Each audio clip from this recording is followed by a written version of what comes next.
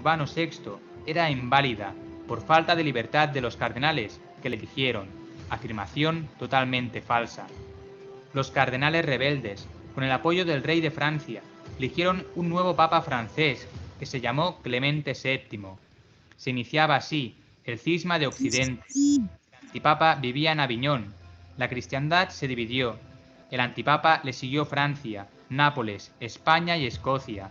Y a Urbano VI, Roma, los estados pontificios, Inglaterra, Hungría, Escandinavia y parte de Alemania. La confusión era tan grande que ya los santos seguían al verdadero papa.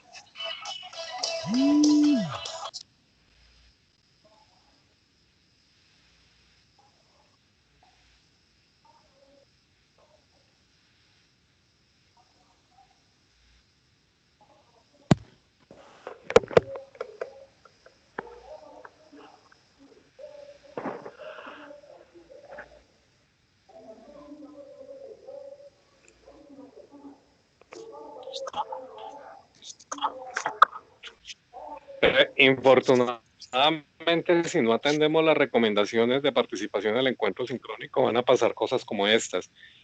Por favor, recuerden que cuando se inicia la sesión debemos tener los micrófonos cerrados porque si no el audio se nos va a interrumpir. Se propusieron varias soluciones, pero nadie se atrevía a ponerlas en práctica. Varios cardenales dominados por la teoría de la superioridad de la autoridad del concilio sobre la autoridad del papa, depusieron por su cuenta al papa Gregorio XII y al antipapa Benedicto VIII. Convocaron un concilio y eligieron a un nuevo papa, Alejandro V. El concilio no consiguió la esperada unión de los cristianos, sino que engendró más división aún. Con 3 papas se dividió la cristiandad en 3 obediencias distintas. Au mutuel est là. La la la la la la la. Chaque café acheté le 12 août changera la vie d'un jeune, comme ça a changé la mienne. 4. Fin del cisma de Occidente. La división y el desorden iban aumentando en toda la cristiandad. Era necesario acabar de una vez con el cisma. La única solución era convocar un concilio ecuménico. El concilio se reunió el mes de noviembre de 1414 en Constanza. Fue depuesto el antipapa Juan XXIII, que ya había renunciado a su dignidad. El antipapa Benedicto XIII no quiso renunciar, y ante esta actitud rebelde, sus seguidores lo abandonaron. El verdadero papa Gregorio XII renunció al pontificado el 4 de julio de 1415. Terminados los procesos contra los antipapas Juan XXIII y Benedicto XIII, se procedió a elegir un nuevo papa. El 11 de noviembre de 1413 salió elegido el cardenal Odón Colonna, que tomó el nombre de Martín V, que su pontificado fue de 1417 a 1431. Todas las naciones reconocieron al nuevo papa, y así quedó zanjado el cisma de Occidente. 5. La vida religiosa a finales de la Edad Media. La fe cristiana del pueblo sencillo seguía siendo muy viva a finales de la Edad Media. Su delicadeza espiritual les hacía vivir el Evangelio, meditando especialmente la pasión y muerte de Cristo. La vida en los núcleos urbanos hacía más fácil la frecuente reunión de los cristianos para escuchar a los grandes predicadores. San Bernardino de Siena y San Vicente Ferrer despertaban en los cristianos tal sentimiento del dolor de sus pecados que produjo la práctica de la confesión frecuente. Se difundió por toda la cristiandad la práctica piadosa del Vía Crucis. La devoción a la Virgen se propagó prodigiosamente. Se levantaron cruces junto a los caminos, y la Eucaristía siguió ocupando el lugar de honor en la devoción de los fieles. Las muchedumbres se sentían particularmente atraídas por la procesión del Corpus Christi, que se celebraba con todo esplendor en todas las ciudades. Jesucristo prometió que estaría con nosotros hasta el fin del mundo, y para guiar a su Iglesia por los caminos del mundo, envió el Espíritu Santo para protegerla en todo momento. Así ha ocurrido siempre. Aunque pocos o muchos cristianos quisieran destruir la Iglesia, no lo conseguirían nunca. Recemos para que todos los cristianos permanezcamos fieles a la Iglesia de Cristo. Conclusión. ¿Qué fue el cautiverio de Aviñón? conocemos como cautiverio de Aviñón, al periodo de tiempo en que los papas vivieron en esta ciudad francesa, acobardados por los reyes franceses, a los que no supieron enfrentarse con valentía. Esta debilidad causó daños importantes a toda la Iglesia. ¿Cómo se produjo el cisma de Occidente? El cisma de Occidente se produjo al rebelarse unos cardenales contra el Papa Urbano VI y elegir por su cuenta y con el apoyo del rey francés un antipapa. ¿Qué ocurrió después del cisma de Occidente? Después del cisma de Occidente, la confusión fue tan grande en la Iglesia que llegaron a ser elegidos 2 antipapas. ¿Cómo acabó el cisma de Occidente? El cisma de Occidente acabó con la elección del Papa Martín V, a quien reconocieron como sumo pontífice todas las naciones. ¿Cómo era la vida cristiana al final de la Edad Media? La vida cristiana a finales de la Edad Media fue fervorosa. Se vivía como enseñaba el Evangelio y se meditaba frecuentemente la pasión de Cristo.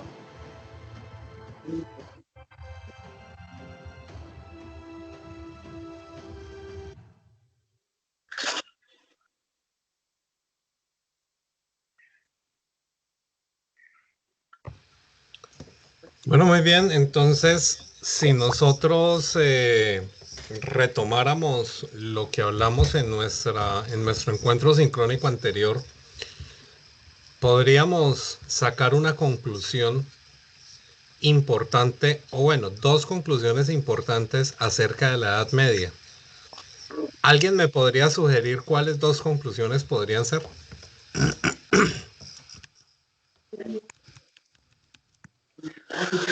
Yo pienso que una de las grandes conclusiones importantes de la Edad Media es el reconocimiento de la autoridad del Papa que tiene sobre toda la Iglesia. Y otra parte, esa conciencia del aspecto espiritual que se desvincula de esa situación que hubo, que por eso se dieron muchos problemas, por esa vinculación del aspecto espiritual con el aspecto temporal. Muy bien. ¿Alguien más? Las constantes persecuciones. Perdón, buenas noches, Miguel Ángel. Adelante, Sergio, que primero ha tomado la palabra, creo. Sí, decía que las constantes persecuciones a las que eran sometidos todos los católicos. Ok, Sergio. Miguel Ángel, creo que iba a hablar.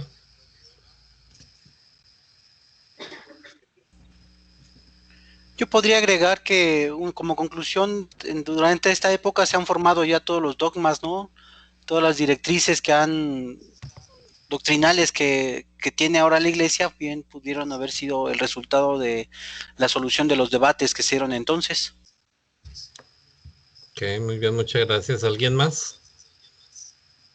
Yo pienso que fue el seguimiento de la fe, porque de hecho ya se habían llevado a cabo los concilios ecuménicos y a través de los concilios ya había una claridad muy profunda de lo que era la Trinidad, la Cristología. Entonces, al separarse y en este cisma, por ejemplo, al patriarca Focio, los ortodoxos lo consideran como un santo o lo veneran como un santo, pero sin embargo la Iglesia católica continúa. Y ahorita en el video dice que se implementaron las peregrinaciones, la devoción a la Virgen, todo eso. Fue algo que llenó a todos los cristianos, me imagino yo que de mucha fe. Eso nada. Gracias. ¿Alguien más? Yo agregaría también la importancia que tiene de la vida monástica, que no nada más fue al principio con San Benito, los cistercienses, sino que también en el siglo XII pues ya empiezan a ver lo que son los dominicos, los franciscanos, y dentro de los franciscanos pues las ramas que tiene, que ya hay esa vinculación, no nada más del aspecto masculino, sino también ya el aspecto femenino, y que también ambos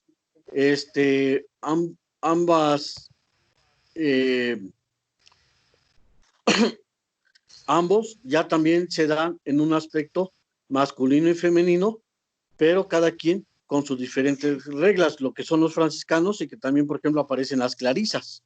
Entonces es algo relevante también para la para la evangelización que se da y que continuamente pues se sigue dando hasta nuestra actualidad.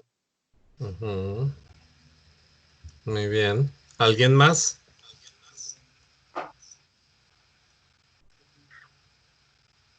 Ok. Padre, yo pienso también que los escritos de Santo Tomás de Aquino fueron fundamental, muy, muy fundamental, porque a través de esos escritos dejan claro bien la razón de la existencia de Dios. Y es una buena predicación que, como dice ahí, hasta nuestros días es necesario estudiarlos para una formación de los futuros sacerdotes. Muy bien. ¿Alguien más? Ok. Vamos entonces a venir acá. También un segundo. Que no sé si en México pase lo mismo, pero aquí se está pegando muchísimo el internet por la alta demanda que hay en este momento del servicio. Y aquí pues todo anda marchando así como medio despacio, pero bueno. Paciencia, bendito sea Dios. Ok.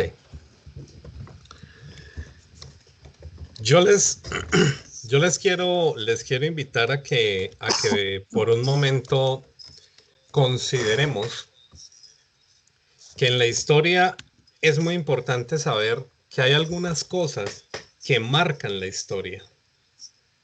Una cosa son los sucesos de la historia y otra cosa son los hitos de la historia. Los sucesos son todas aquellas cosas que sucedieron. Valga la redundancia y el derivado que hay, sucesos sucedieron. Esa es una primera parte. Y otra cosa son los hitos, es decir, los elementos que marcaron, de los cuales se pudieron haber o no derivado los sucesos. Muy bien.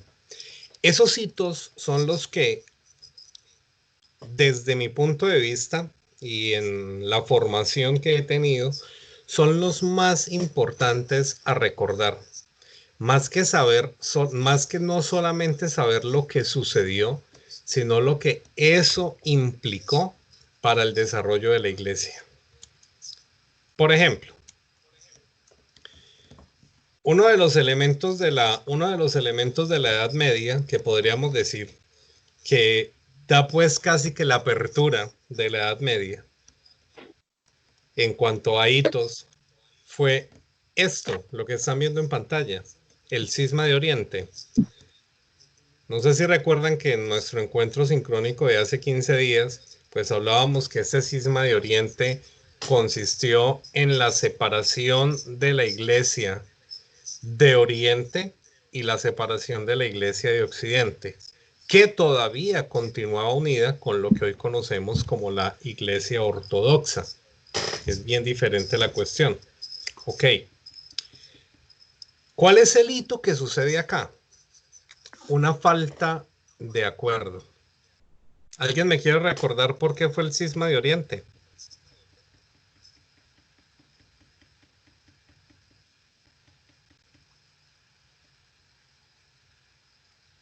¿Se acabó la participación? Al ritmo de ranchera, alguien que me cuente si se acuerdan qué sucedió.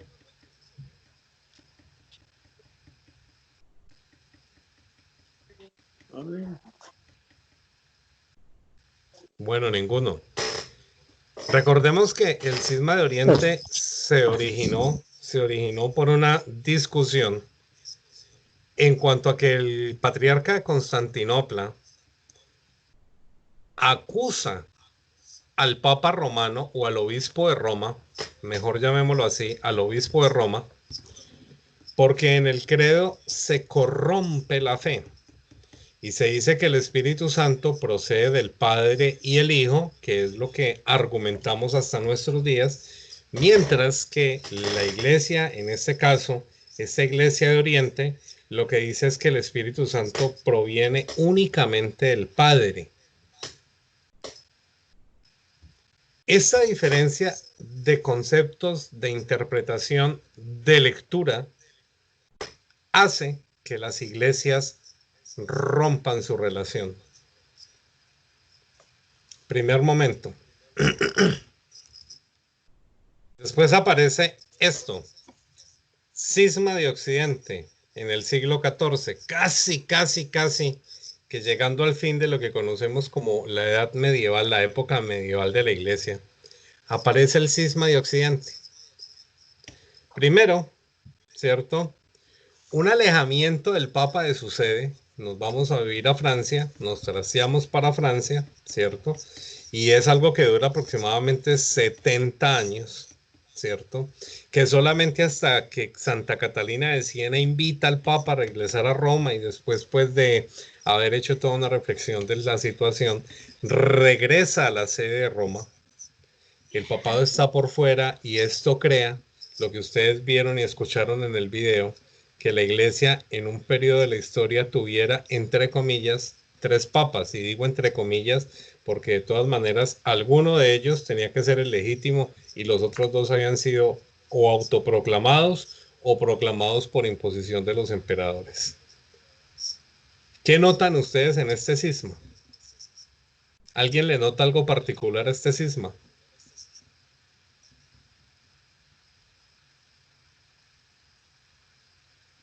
La ruptura de la sucesión apostólica. Excelente. ¿Alguien más nota otra cosa?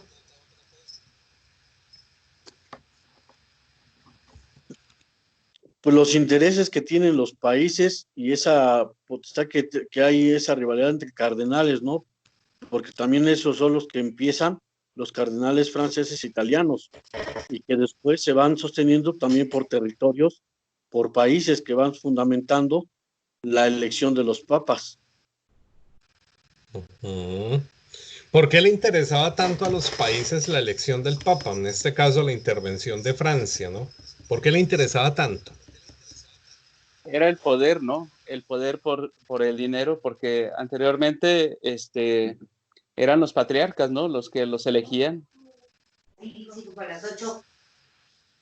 Ajá, perfecto, muy bien. ¿Y qué diferencia notan ustedes entre este cisma y el cisma de Oriente?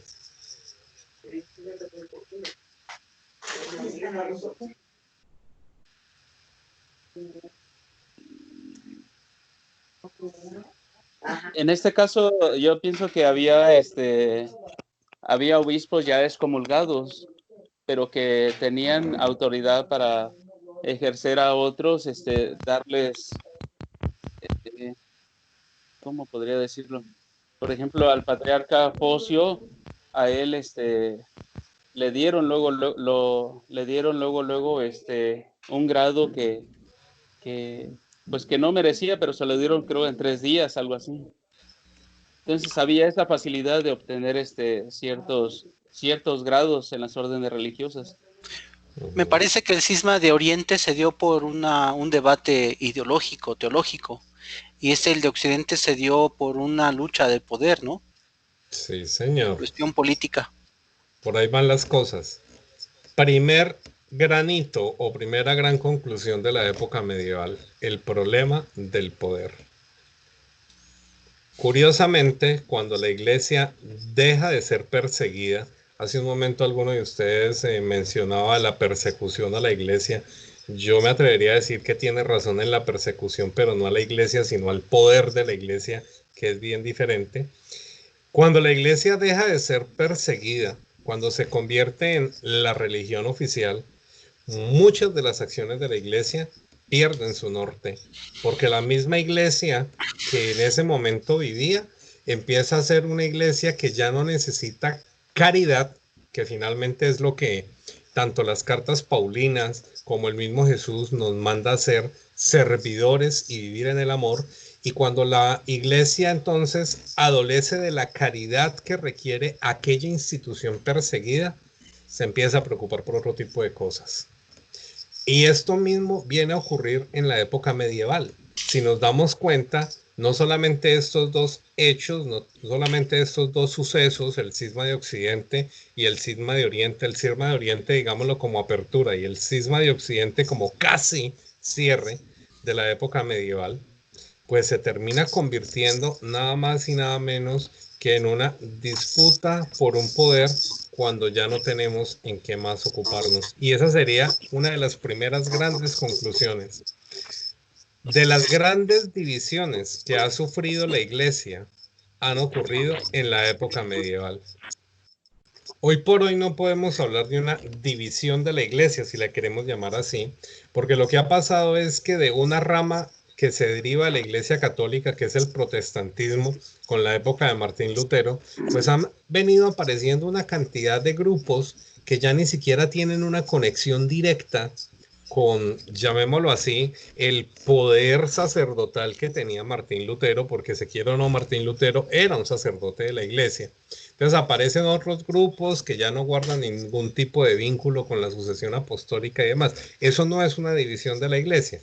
Eso es una iglesia, eso es una corriente que se separa de la iglesia y que dentro de ella misma se separa. Mientras que aquí, en la época medieval, se dan las grandes rupturas históricas que nuestra iglesia, hablemoslo así, cristiana, ha tenido a lo largo de la historia. Dos grandes divisiones. Dos grandes hitos que marcan, porque démonos cuenta que en medio de todo este tipo de cosas, aparecen, como bien lo han leído ustedes en el material, todo tipo de movimientos mediante los cuales se derivan guerras en el nombre de la cruz, en el nombre de Dios, en el nombre del poder de Dios. Que las guerras hayan sido necesarias o no, que la intervención militar de la iglesia hubiese sido necesaria o no, no debería ser el tema de discusión de un curso de este sentido y mucho menos al índole en miras a un ministerio, sino precisamente que, como en toda situación que es del mundo, pues seguramente algunos asumieron la pelea por una causa completamente noble y otros tantos la asumen como una forma de obtener más poder. Situaciones que seguramente se hubieran podido evitar en la medida que estas discusiones, estas disputas no hubiesen sucedido. Enseñanza de este momento de la historia. Debemos trabajar, la enseñanza deriva en una pregunta. ¿Debemos nosotros trabajar por la unidad o debemos seguir trabajando únicamente desde nuestro costado, tratando de mirar cómo desacreditamos al otro porque el otro me está desacreditando a mí? ¿O debemos trabajar realmente por encontrar unidos un solo camino o, en su defecto, seguir caminando por un mismo camino hacia la patria del cielo? ¿Ustedes qué dicen? Sería ahí, es cuando decimos que tenemos que trabajar, pero con el magisterio de la iglesia, ¿no? O sea, no por nuestra cuenta, sino unido al magisterio bajo el mandato de los que rigen ahí. Excelente punto. ¿Alguien más? Trabajar por la unidad es nuestro trabajo pastoral y ministerial. Muy bien. Padre, ¿me escucha? Sí, escucho. Mire, creo que lo que dijo Rafa sí tiene razón, porque debemos de trabajar por la unidad, ya que ya están bien definidos el camino, ya hay unas normas a través del Concilio Vaticano, lo que nos explicó la clase pasada, Dei Verbum, y todas todo lo que ha escrito nuestro Papa Francisco con las encíclicas, pues creo que ya hay un camino definido. Nada más debemos de luchar por la unidad de todos los cristianos católicos para poder seguir los pasos de Jesús. Ya el Espíritu Santo en el Concilio Vaticano se manifestó con los grandes acuerdos, las grandes ligas para poder todos caminar unidos hacia unidos como iglesias a la salvación y la santidad. Muy bien, excelente. Miren, y es precisamente eso. Si esta época de la historia medieval nos llega a pensar que, por un lado, el deseo, la ambición de poder, como se da en el cisma de Occidente, cuando aparecen en escena, entre comillas, tres pontífices, o una discusión por una interpretación aquí no estamos discutiendo, porque recordemos que aquí estamos en el ámbito académico, una discusión en el ámbito teológico sobre la interpretación de la procedencia del Espíritu Santo, que en todo caso se está considerando dentro de la divinidad, dentro de la Trinidad divina. Si eso lo cogemos y nos ha demostrado que lo que ha causado son divisiones, si lo que ha causado son cismas, rupturas, prácticamente diciéndole a Jesús en aquella oración que hizo, en la oración sacerdotal en donde le decía al Padre, Padre, que todos sean uno, como tú y yo somos uno. Que haya un solo pastor. Des en cuenta esa oración que tiene Jesús allá, que tiene esa oración sacerdotal en el huerto, en Getsemaní. ¿Cómo la estamos nosotros viviendo hoy en día? Si en estos siglos, porque no fueron ni 2 años ni 5 años, en estos siglos de la historia, pues lo único que demostramos fue que en muchos ambientes trabajamos fue para desunir y no para unir. Y podemos decir que hubo bastantes hechos de soberbia, tanto de una parte como de la otra. Adicionándole a eso las ambiciones de poder que se pudieron haber presentado. Si eso lo traemos a hoy en día, ¿cómo debemos nosotros pensar en nuestra iglesia? Una iglesia que está llamada a la caridad, una iglesia que está llamada al servicio, una iglesia que está llamada al ecumenismo. Por ejemplo, ¿qué tanto conocemos de los menonitas? ¿Qué tanto conocemos de los testigos de Jehová? ¿Qué tanto conocemos de los calvinistas? ¿Qué tanto conocemos de los luteranos, de los ortodoxos rusios de Alejandría? ¿Qué tanto conocemos de los anglicanos? Pero en muchas oportunidades, tanto ellos como nosotros nos paramos en la misma posición de la época medieval, en donde lo que vale es lo que yo digo, para defender a toda costa nuestras diferencias, para luchar a toda costa por las diferencias y no dedicarnos a hablar, a conversar sobre aquello que realmente nos une. ¿Les parece a ustedes que eso es una gran enseñanza o no? Desde luego que sí, padre, y es un gran compromiso también para nosotros, porque tenemos obviamente que trabajar por la unidad, para la unidad, y para eso debemos de hacer cosas que estén inspiradas por el Espíritu. Excelente. Efectivamente, mis hermanos, estos hechos históricos que, como les dije yo en el primer encuentro sincrónico, aquí en los encuentros sincrónicos pues no nos vamos a dedicar a volver a decir lo que ustedes ya han leído en el material, sino precisamente analizar con todo eso qué podemos hacer. Eso es lo que tenemos que hacer en unos encuentros sincrónicos. Entonces, pensar por un momento que hoy en día el trabajo en la unidad cristiana y en el diálogo interreligioso es también una de las misiones de la iglesia, porque si nosotros somos el cuerpo místico unido que camina a la cabeza de Cristo, pues entonces tenemos que demostrar esa unidad abriendo los brazos, acogiendo, dialogando, conociendo todo aquello que nos rodea y que de una u otra manera pues quiere también defender una fe, que quiere también hacerlo. No significa que nos vamos a volver ni menonitas, ni testigos de Jehová, ni nos vamos a volver protestantes. Significa que nosotros somos los primeros llamados a conocer qué piensan, qué sienten, por qué viven y quizás, ¿por qué no?, qué necesitan y en qué podemos nosotros contribuir. Alguien diría, no, pero pues ¿cómo así? Entonces vamos a desviar el camino. Yo respondería, y alguien me quiere decir qué hacía Pablo VI, qué hacía el Papa Juan Pablo II, qué hizo el Papa Benedicto XVI, qué está haciendo ahora el Papa Francisco, hablando precisamente con todas esas corrientes que finalmente todas apuntan a una trascendencia. Recordemos que en la época antigua, precisamente, la guerra por la tierra fue la que nos separó de la riqueza musulmana y de la riqueza cristiana. A lo mejor hoy seríamos un pueblo que caminara por un mismo sendero, tal vez no con la misma creencia, pero sí con el mismo fin, y caminaríamos de la mano. Hoy, ¿cómo vamos a caminar? Esa es una de las primeras grandes conclusiones que nos otorga esta época medieval. Ahora bien, la segunda gran conclusión y enseñanza que nos entrega la época medieval es esta: las órdenes religiosas. Si bien es cierto, las órdenes religiosas ya tenían un antecedente en otras épocas de la iglesia. Pues inclusive estamos hablando de la época en la que San Agustín inicia su camino como obispo de Hiponia y se empiezan a aparecer quienes siguen y quienes están muy cerca de los planteamientos que realiza a través de su interpretación teológica. Bueno, y demás órdenes que están empezando a caminar. Pues debemos reconocer que la época medieval, así como fue muy oscura en cuanto a la división de la iglesia, también fue una época bastante iluminada, y más que iluminada, que sostuvo a la iglesia en medio de la gran ruptura, y de la gran separación. El florecimiento de la vida monástica, de la vida religiosa.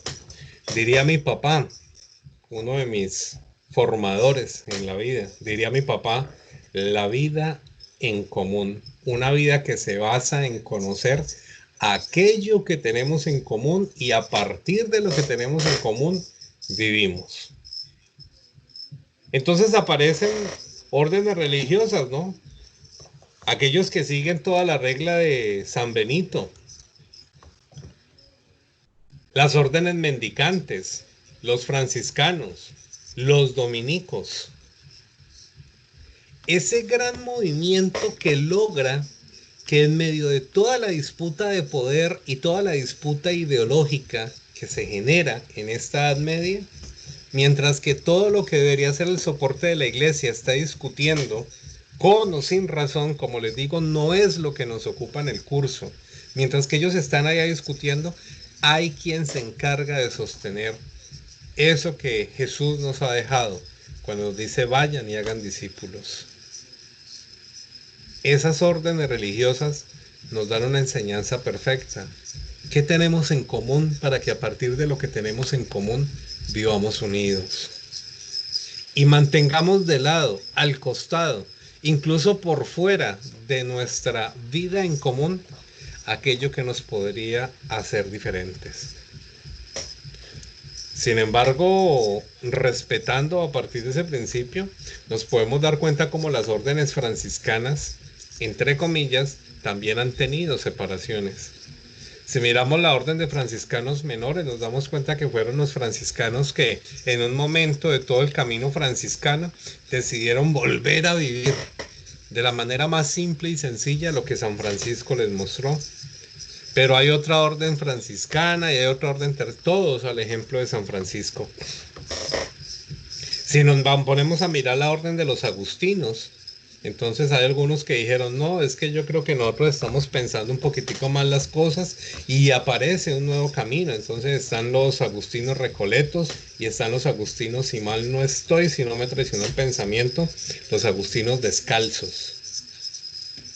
Pero si bien es cierto, ellos encontraron elementos en común que hicieron que las órdenes tuvieran una, entre comillas, separación, pues precisamente lograron mantener afuera de ellos lo que los separaba, lo que los dividía, lo que los ponía en disputa, en discusión, y más bien se unieron bajo un mismo mandato, bajo una misma regla, en comunión con la iglesia, para continuar el camino de aquel que consideraban su padre, los franciscanos, San Francisco de Asís, los agustinos, San Agustín, y todas las demás órdenes que de alguna manera han tenido divisiones a lo largo de la historia. Los carmelitas son otra muestra de eso, las diferentes comunidades carmelitas que hay de una sola orden que nació alguna vez. ¿Qué creen ustedes que nos enseña esto en la historia, este momento de la historia para la vida hoy?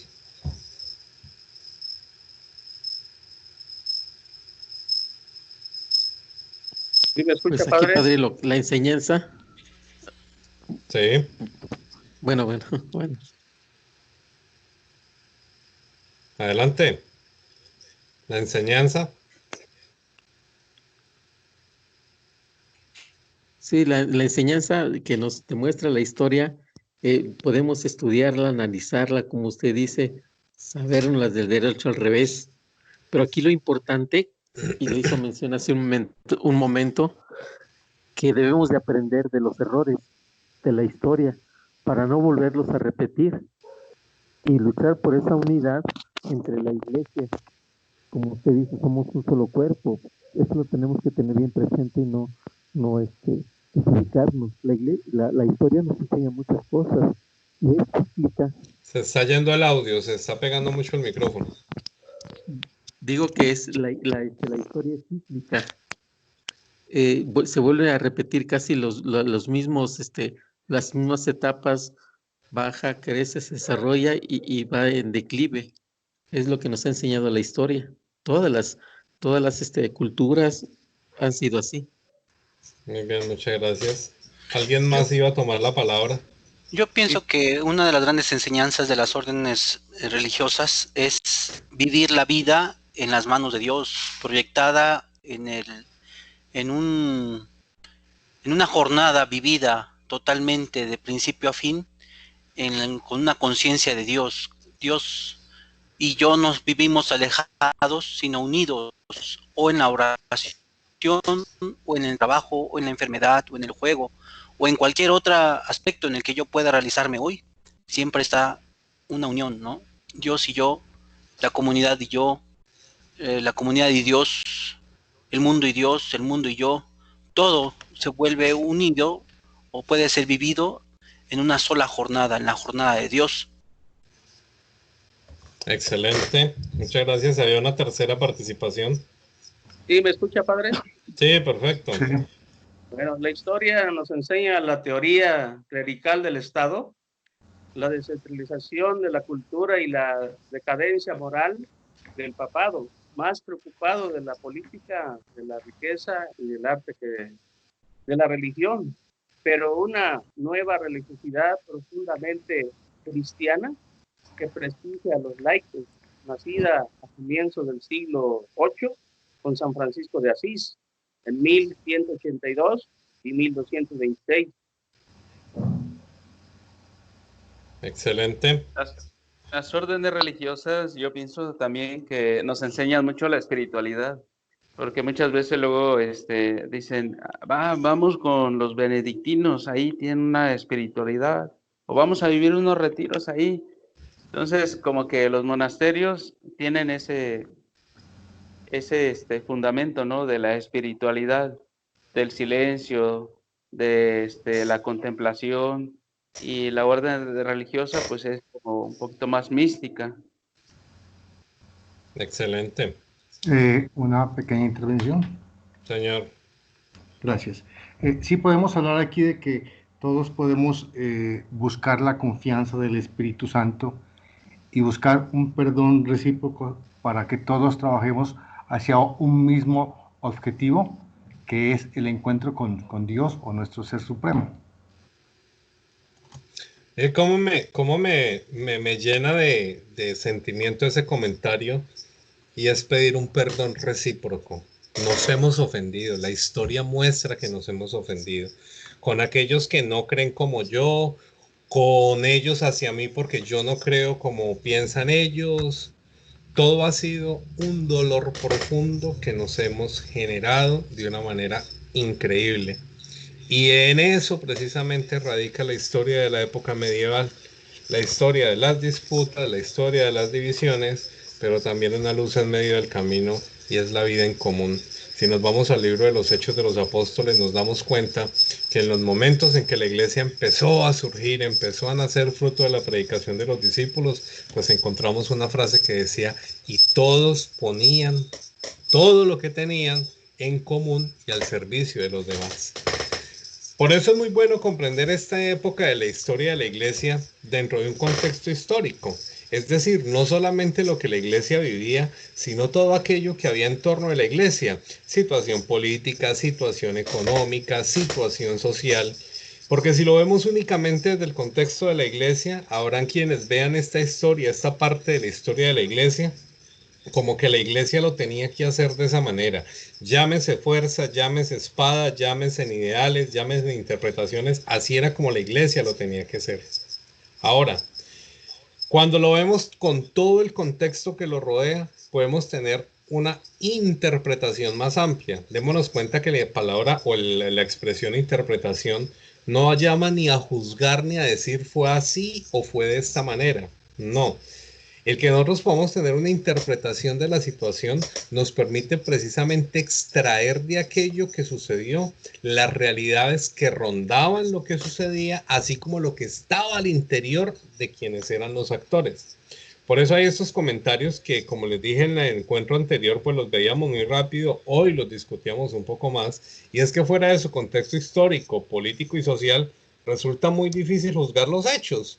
O sea, si yo solamente lo veo de lo religioso, pues se me va a complicar y puedo resultar siendo un fanático más en el escenario de la discusión religiosa, de la discusión histórica de la fe, ¿cierto?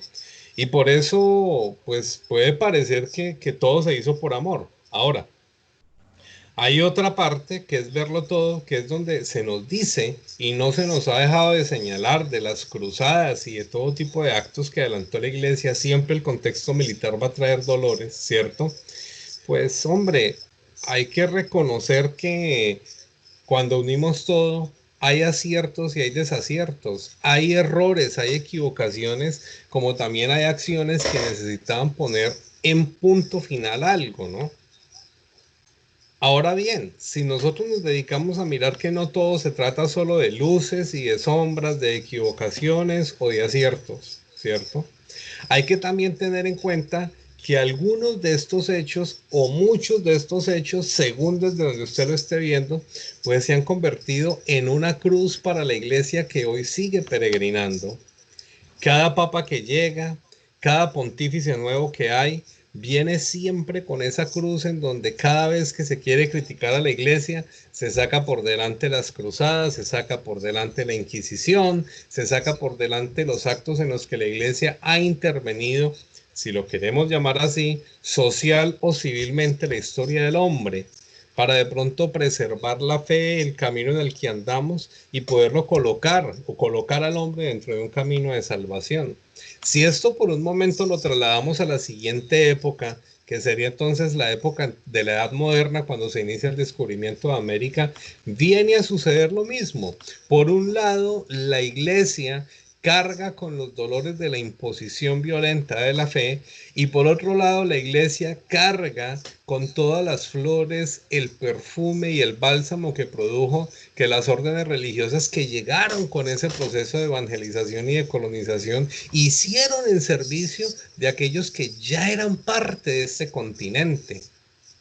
La mayoría de las historias en la época moderna, que arranca pues con el descubrimiento de América, si lo vemos desde ese punto de vista, pues hubo personas que yo no sé si tal vez en el barco, cuando venían con la intención religiosa, se les cambió aquello que querían hacer y empezaron a verlo sencilla y llanamente como una oportunidad de poder, y cuando llegaron aquí llegaron a imponer, mientras que al parecer otros barcos en donde viajaban las órdenes religiosas venían completamente decididas y se terminaron convirtiendo en los caudillos y en los mártires, como es el caso de San Pedro Claver, San Bartolomé de las Casas y demás, se terminaron convirtiendo en los mártires de la defensa de aquellos que ya tenían su derecho a estar aquí.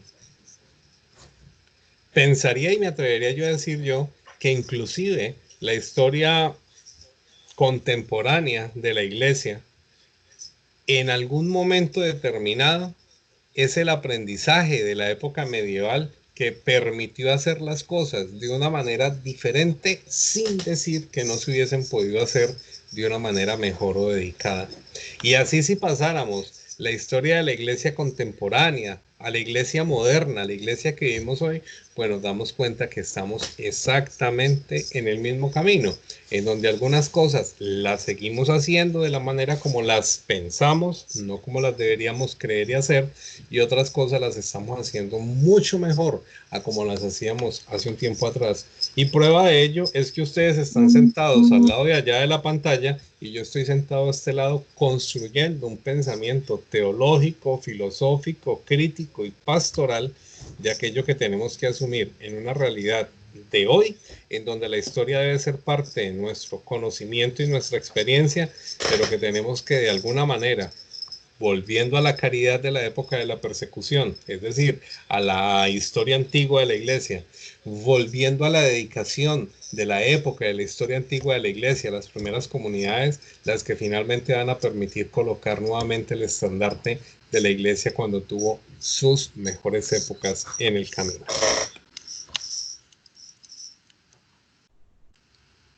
Quisiera escuchar algunas opiniones de ustedes. De pronto, como ya bien lo han hecho algunos de ustedes, permítanme felicitarlos, lo han hecho a partir de los documentos que han leído dentro de la plataforma. ¿Qué les suscita de comentarios en este caso?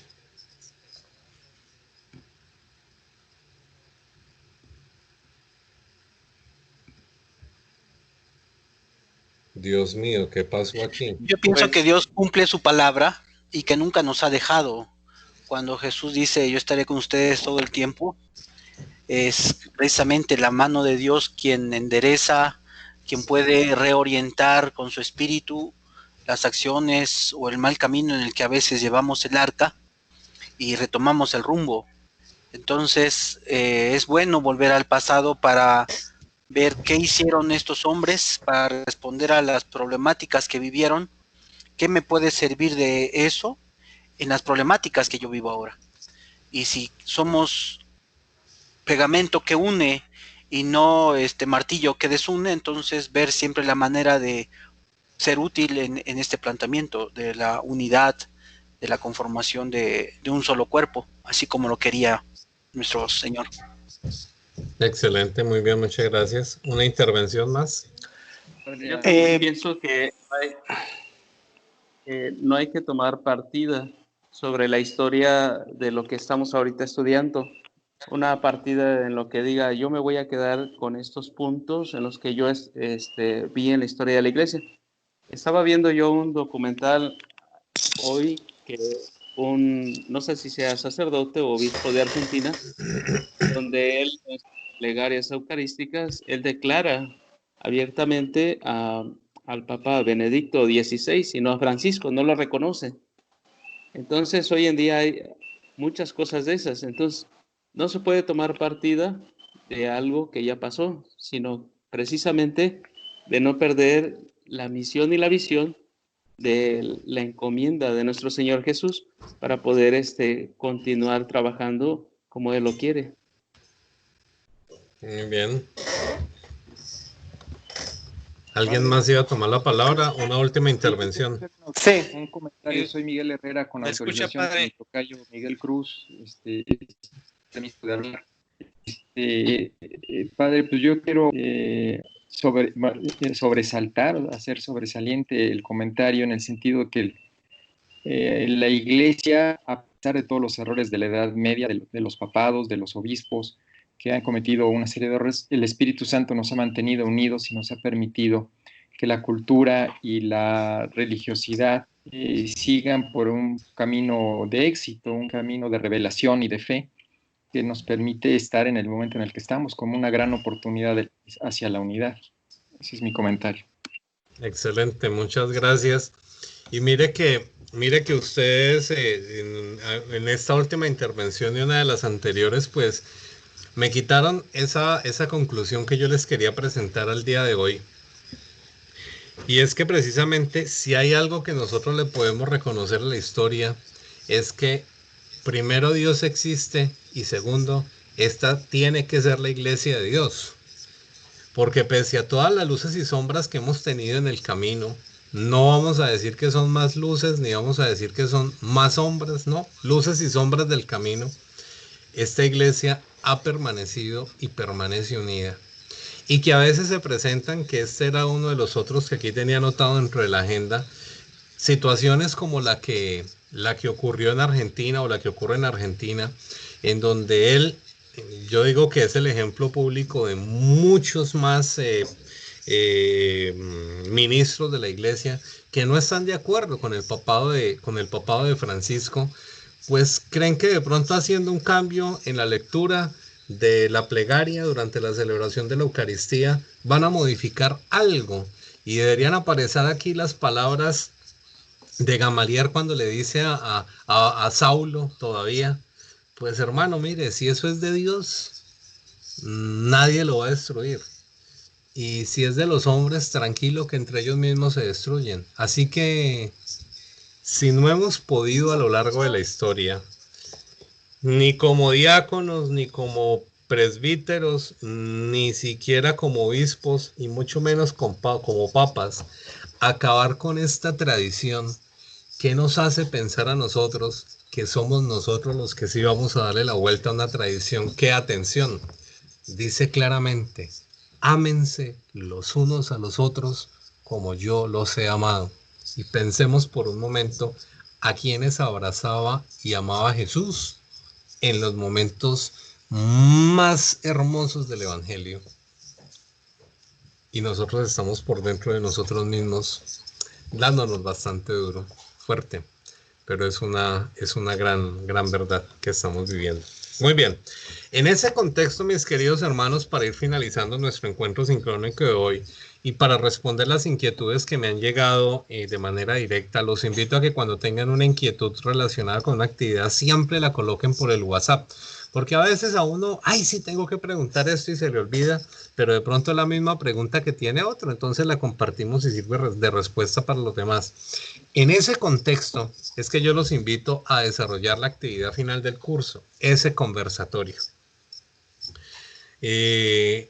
La actividad final del curso, primero que todo, les entrega un pequeño material que les dice qué es un conversatorio, para que no vayamos a hacer algo que no sea un conversatorio. Es para, por favor, hacer un conversatorio. ¿Qué es lo que va a pasar en ese conversatorio? La idea es que ustedes tengan una conversación realmente natural. Yo seguí hablando con la cámara cerrada y la presentación ya se acabó. Qué pena con ustedes. La idea es que ustedes tengan en sus respectivos grupos una conversación muy natural sobre uno o unos, yo preferiría decir, los temas de la historia medieval de la iglesia. ¿Eso para qué? Para denotar que en ustedes hay un conocimiento, sí, teórico, sí, histórico de esa iglesia, pero no solamente eso, sino cogiendo esos temas y trayéndolos a la actualidad. Es decir, si lo queremos colocar en términos académicos, hacerle una hermenéutica a esos hechos y traerlos a nuestra actual realidad. Y cómo seguimos o no viviendo esos hechos dentro de nuestra iglesia en mayor o menor escala, dentro de nuestra sociedad, si salimos del templo, si salimos de la iglesia. En nuestros países, en el caso de ustedes de México, cómo esos hechos históricos medievales de la iglesia siguen hoy o remarcando la vida o definitivamente han sido superadas, para que no se convierta solamente en volver a leer la historia, sino en tenerla dentro de un contexto actual de nuestras vidas y de nuestra realidad. Pregunto, sobre la actividad final, ¿hay alguna inquietud? Sí, yo, eso es lo que le quería preguntar. Entonces vamos a tomar un tema específico porque son muchos. Entonces sería uno y dialogarlo.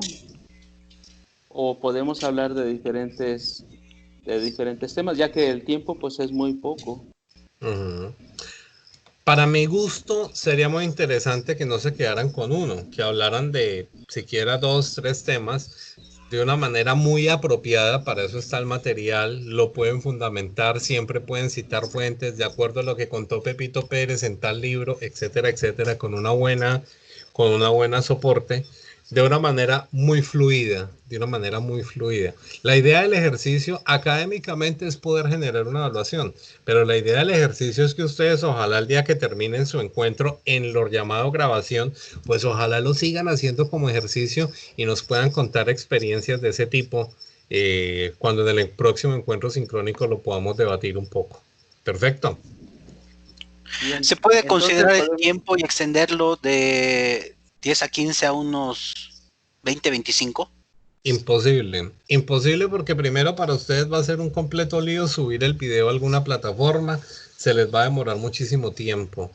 Y segundo, pues efectos de evaluación académica, pues sería bastante tiempo, pero por eso les digo, coloquen una parte dentro del contexto de la evaluación.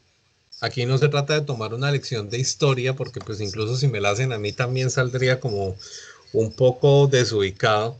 Aquí se trata de que tenemos un conocimiento de esa historia y que podemos tener ya la habilidad desde el punto de vista pastoral de colocar esa historia dentro del contexto actual. ¿De acuerdo? Entonces, el tiempo máximo el que indica la plataforma. ¿Alguien más? En mi equipo nada más somos dos, padre, somos dos nada más, no hay problema. ¿Cuántas personas son en el curso? Son 3. Pero es que yo veo que en el curso hay inscritos 18. Hay inscritos 18, deberían haber 6 grupos de 3 personas. Ok, entonces vamos a buscar otro porque lo anduvimos buscando, pero no, nadie respondió. Si en su grupo solo hay 2, quiere decir que hay un grupo de 4. Y entonces ya eso es salirse del número, ¿no? El uno por exceso y el otro por defecto. Acuerden que nosotros pecamos por omisión y por exceso. Entonces voy a buscar a otro. Muy bien, excelente. Ok, mis hermanitos, entonces voy a proceder a dejar. Señor. Padre, perdón. Lo que estaba diciendo Rafa, nada más somos 2 del equipo. Ya ve que usted nos había hecho 2 o 3. Entonces nosotros decimos 2. Entonces, creo que Rafa, nos explicó bien. Ah, ok, perfecto. Pero pues la idea es que no aparezcan más grupos de los que deben aparecer, que es lo que les estoy diciendo. La idea mía es poderles dar una retroalimentación adecuada, no darles una retroalimentación ahí como muy a la ligera de las cosas, ¿de acuerdo? Claro, sí, así lo hicimos. Perfecto. Voy a pegar una pasadita un momento por acá por esta plantillita que están viendo en pantalla. Raimundo está presente. Padre. Sí, Listo. padre, estoy presente. Raimundo está. Isidro también lo vi por ahí, ¿cierto? A José Luis también está, ¿verdad? Somos 2, Castrejón, estoy presente. ¿Y Garrido? Isidro, ¿sí está?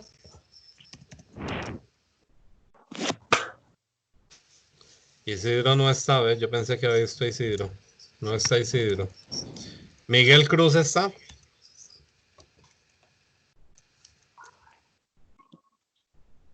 ¿Miguel Ángel Díaz está? Miguel Cruz, a sus órdenes, padre. Ajá, no me quería responder, ¿no? Miguel Ángel Díaz. Sí está también, sí estaba. Pero no está cuando lo llamé. José Luis, me imagino que debe ser, ¿está? José Luis Hernández. Exacto. Miguel Herrera. Presente. Jesús Acá Daniel. Jesús Daniel no vino. Teodoro. Presente, padre. Muy bien, mi hermano. César López. Por acá, padre. Ah, bueno. Sergio Luna, también ya lo había visto, ¿o me equivoqué? No, presente. Ah, bueno. ¿Y Juan Luis?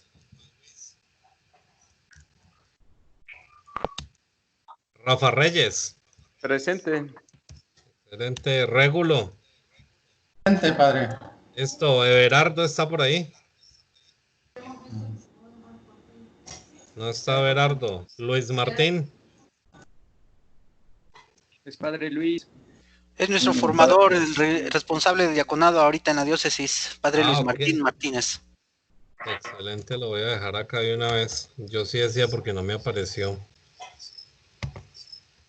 Ese alumno ausente, no lo voy a poner, no lo voy a reprobar.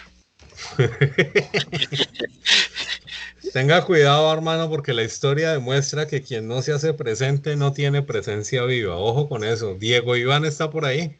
Sí, buenas noches. Sí, ahí estaba. Roberto. Bien. Presente, Roberto Torres. Listo, entonces hoy me faltó Isidro, me faltó Miguel Ángel, me faltó Jesús Daniel, me faltó Juan Luis, me faltó Gerardo y me faltó... Ah, bueno, y el padre Luis que no vino. Ave María. Bueno, muy bien, mis queridos hermanos, pues me alegro mucho estar con ustedes hoy. Voy a detener acá la grabación porque yo creo que ya es suficiente. Por acá.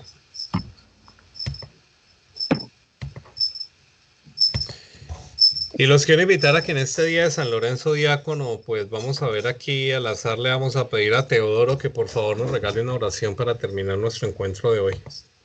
Claro que sí, padre. En el nombre del Padre, y del Hijo, y del Espíritu Santo. Amén. Amén. Amén. Señor, te damos gracias en esta noche que nos has permitido estar aquí en esta reunión con nuestro Padre Diácono,